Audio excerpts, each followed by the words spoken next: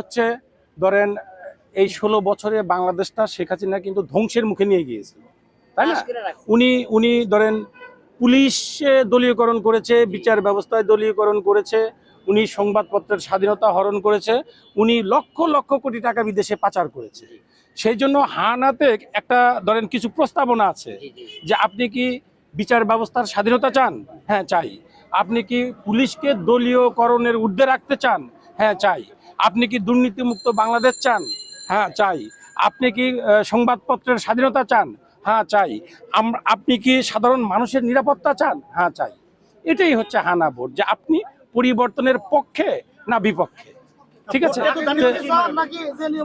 হ্যাঁ হ্যাঁ, আগের নিয়ম তো আমরা চাই না, সেজন্য তাহলে দেখতেও চাই না, ওরা যদি না আসে সেটাও আমরা সেজন্য হাতে দিবেন যে আমরা পরিবর্তন চাই, আমরা নতুন বাংলাদেশ দেখতে চাই। ঠিক আছে, মানে এই জিনিসটা ঠিক আছে, মানে হ্যাঁ। আপনার কাছে ভালো করে জেনে নিলাম। ধন্যবাদ, আমি ধন্যবাদ। অনেক কাছে জিজ্ঞাসা করছি, অনেক আমাকে সুন্দর উত্তর দিতে পারে না। ঠিক আছে, আমাকে হ্যাঁ। উত্তর দিতে পারে কারণটা না। কি এই 16 জন্য বললাম যে যদি কেউ আসে তাহলে এই কথাটা আমি চাচ্ছি।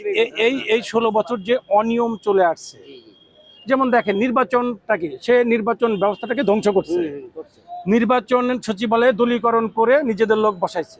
আমরা এটার পরিবর্তন চাই, জি 100 বার। তাহলে হয়তো এটাই তো হা, বুঝলেন জিনিসটা? ঠিক আছে।